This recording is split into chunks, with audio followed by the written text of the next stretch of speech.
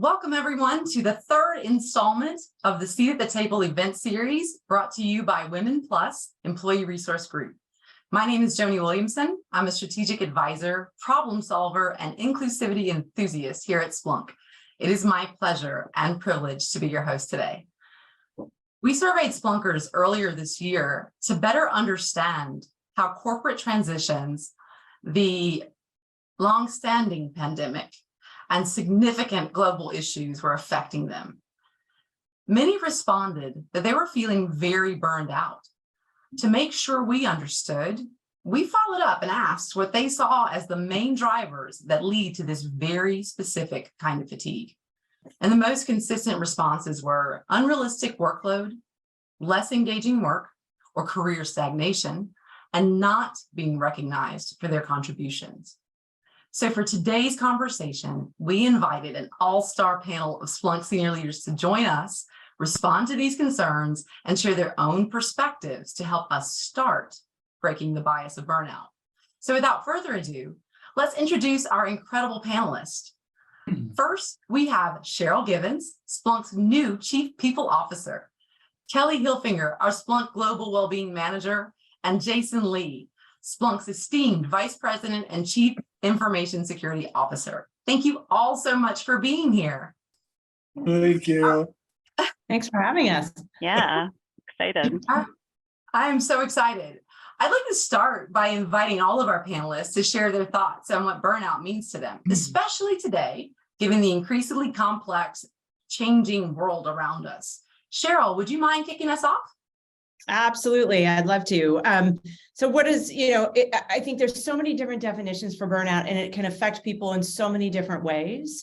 But I do think that, one of the things that is most real about burnout is the physicality of it and what it can do to you from a physical perspective, in terms of how it affects, just getting up in the morning, getting through your day, focus, concentration, et cetera. And I think then that's a real challenge for people as they then try to navigate through both managing and work-life integration, and managing home and family and parents and your work, all of that together. And when you have that overwhelming sense of burnout, it just makes those things so much more insurmountable. So I think, when I think about burnout, I really do think about that physicality of it and what it can do for people in that way. That really resonates for me as well.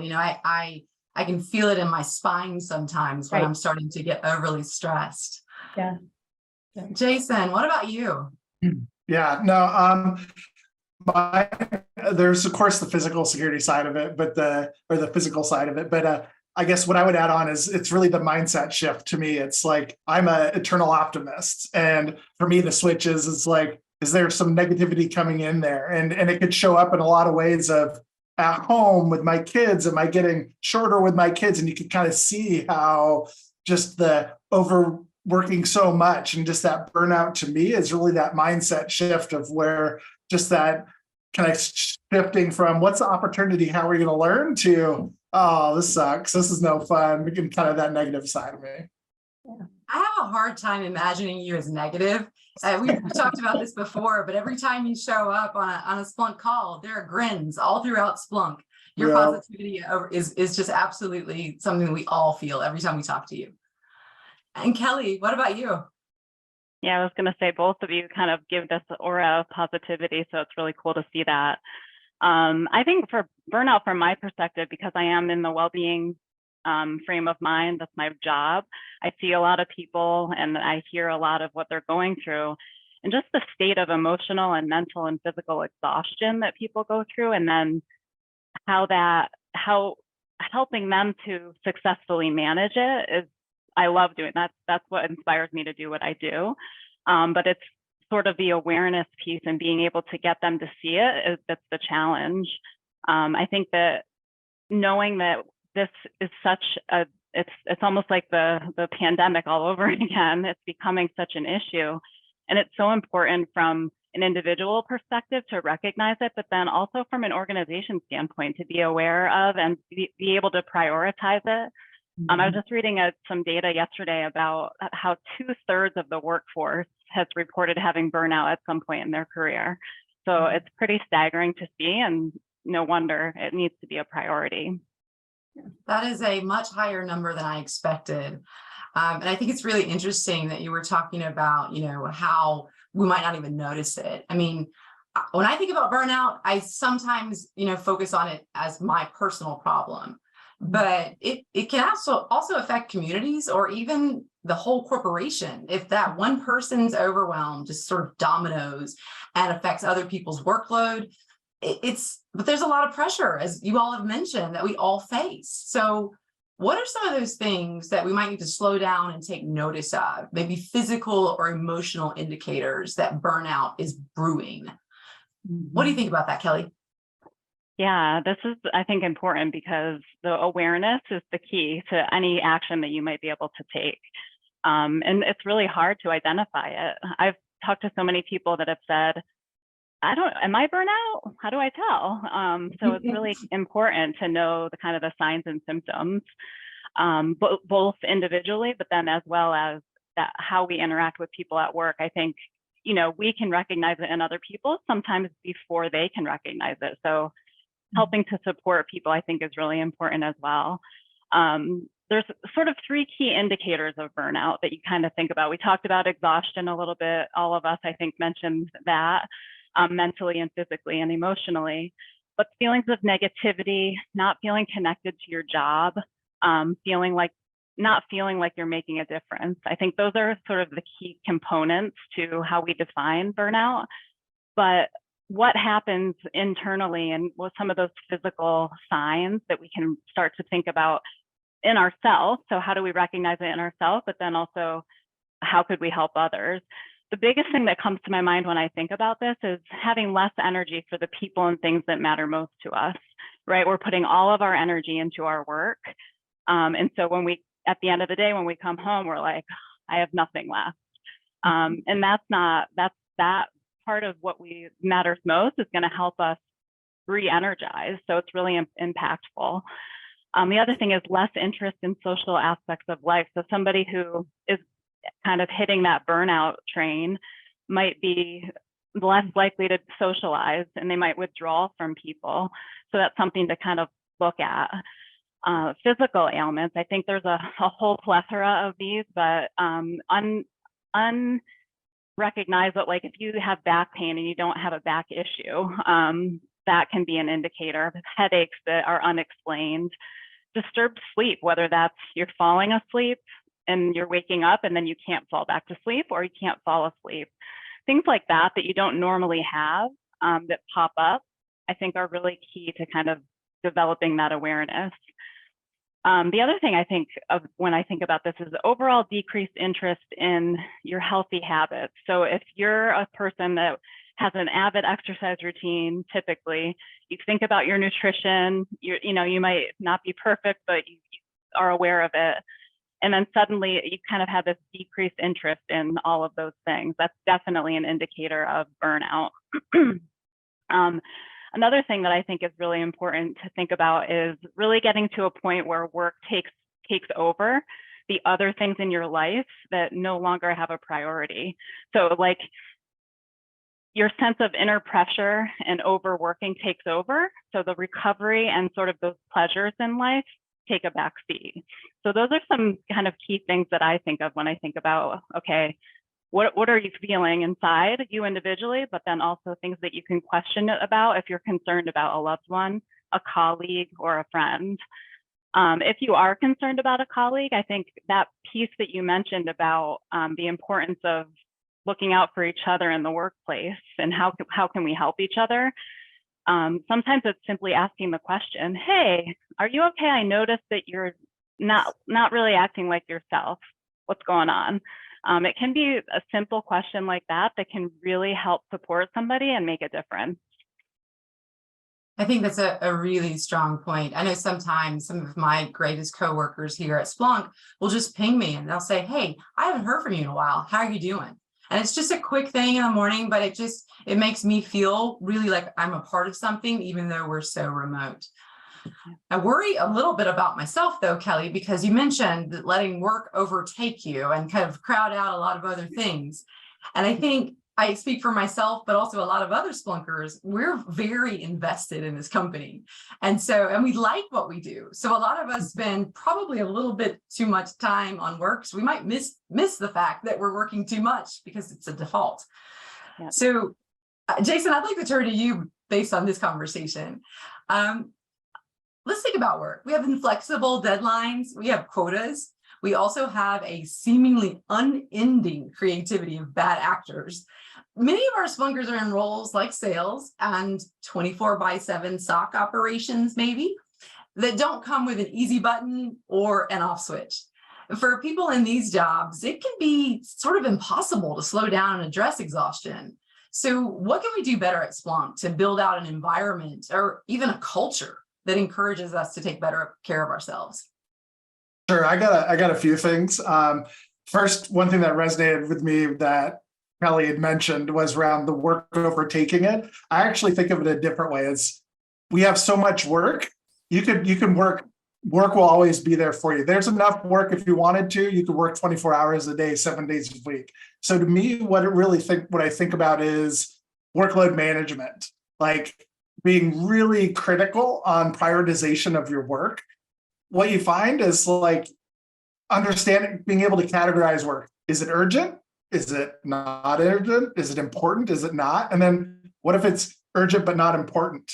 And so really, I think what's important is to have a rubric in the team that could come from the manager or brought up from the organization of being able to help with that work prioritization and being able to be clear on 1 through 10. Here's the most important things, because work will take the 24 hours of the day if you let it. And you need to be able to draw those boundaries, and having that clear prioritization, I think, is super important.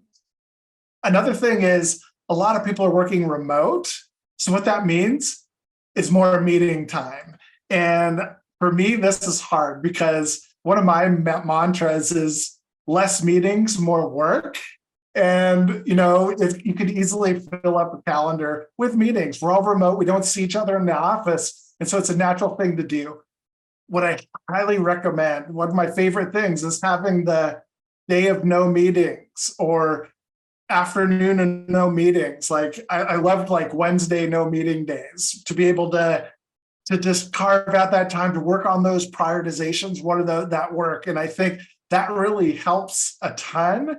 And the other thing is to think about, there's, the notion of FOMO of, well, if I'm not in the meeting, they're not going to see me. Really think about if you actually need to be in some of these meetings. Sometimes it's just tagging along.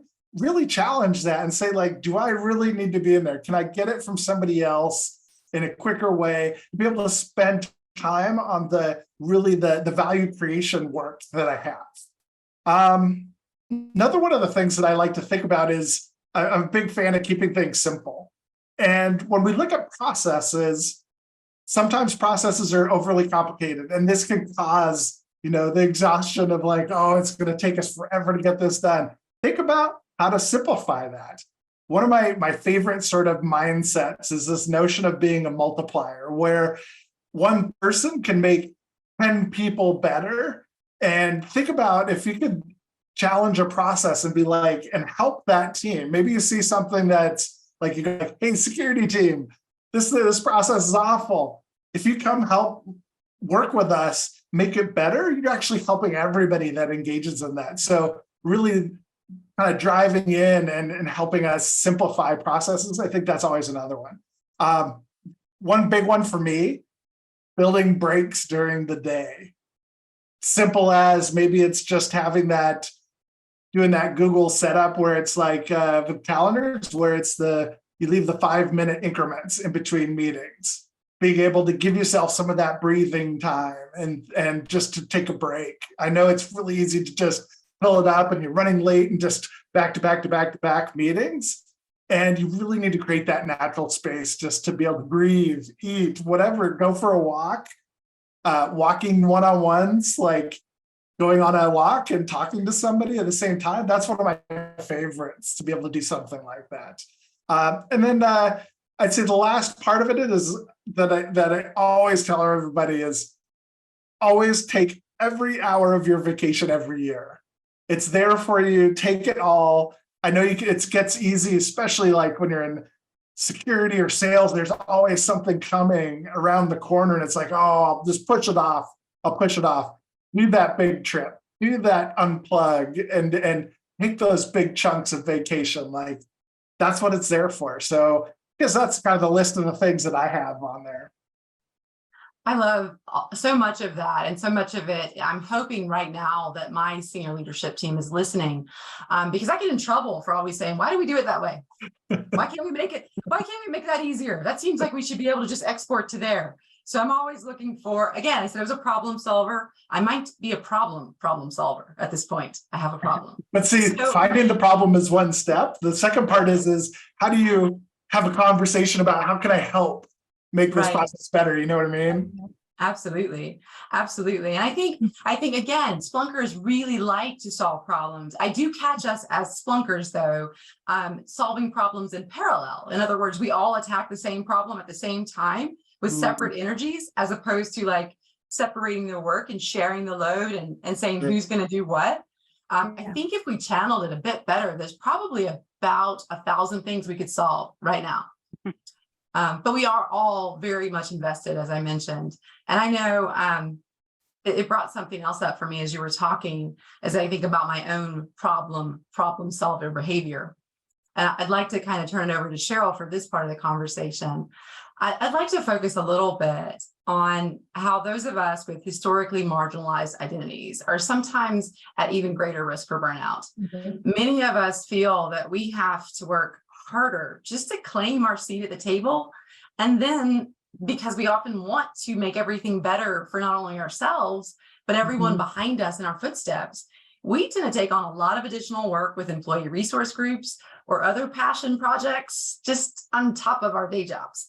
But what advice would you give us, and what work should organizations be doing to help alleviate some of this pressure? Yeah, it's such a great question and such a great call out. And I think we really saw the impact of that. Remember going into COVID, and we saw women absolutely disproportionately affected by not only working, but taking care of children at the same time. Like you're literally doing these two things together. And women were disproportionately affected by that as a byproduct of that, forcing more women out of the workforce during that period of time. And so you definitely see how it can really affect and have an impact from that perspective. I think actually I'm coming back to a few things that Jason said with respect to how to manage it. And I think one of the big pieces of that, and it's the advice I kind of always give my team, especially, we're in the business of people, and we sit with people, talk to people all the time. And one of the pieces that we always talk about is, and I talk about this with my team, you have to put your own mask on first.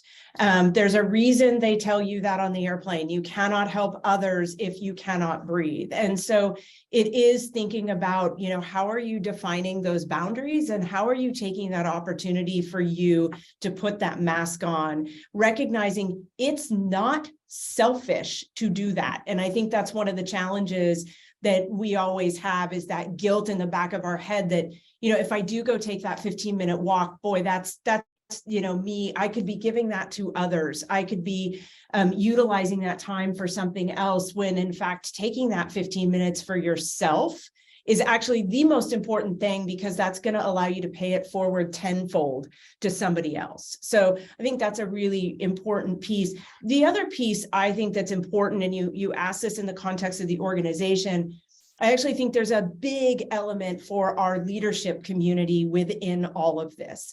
And it is understanding and creating an open dialogue with their employees around what are the other things that you are contributing to in the organization outside of your core job that I need to help make space for you to participate in. And very few leaders lean into that conversation. We need leaders leaning into that conversation. Joni, you're spending, 10 hours a week doing other things. Great. How can I help clear some of that space for you as your leader to help you to do that, so that it doesn't become necessarily additive on top of everything else. And I think that's the other role of a leader in all of this. Kelly, you were talking about knowing the signs of burnout. Like, leaders need to have that conversation with their people. I noticed you're not taking your morning run that you used to take all the time. Is there something going on? Like that level of inspection and check-in with your people. It's not being a nosy leader, wondering where you're spending your time. It's being empathetic to your people and helping ensure that they're in a really good spot from that perspective. So I think, you bring up a really good point, which is how much people give and how they can overgive. And then it kind of has this negative impact on them. And I think there's just some very selfless things that we can do to help ourselves that allow us to pay it forward from that perspective. I love that. I know one of the things that a lot of us do is we'll say yes during a high energy moment, right? And then all of a sudden, those things start to cavalcade. And then you get a low energy moment. And all the stuff you said yes to before is now piling up. And that's a hard one because we can't always predict when something's going to happen that requires all hands on deck. That's right. So, yeah. And one thing I want to distinction, just draw a quick distinction on, don't forget, burnout is also where you become apathetic and uncaring about a particular element. And sometimes when you give too much, you can force yourself into almost that place of, I just can't care anymore. And that is another sign of burnout that I think sometimes we forget. It's actually that pulling back and that pulling away. And so having the ability to recognize in yourself, is that happening? And kind of gut check yourself is an important facet.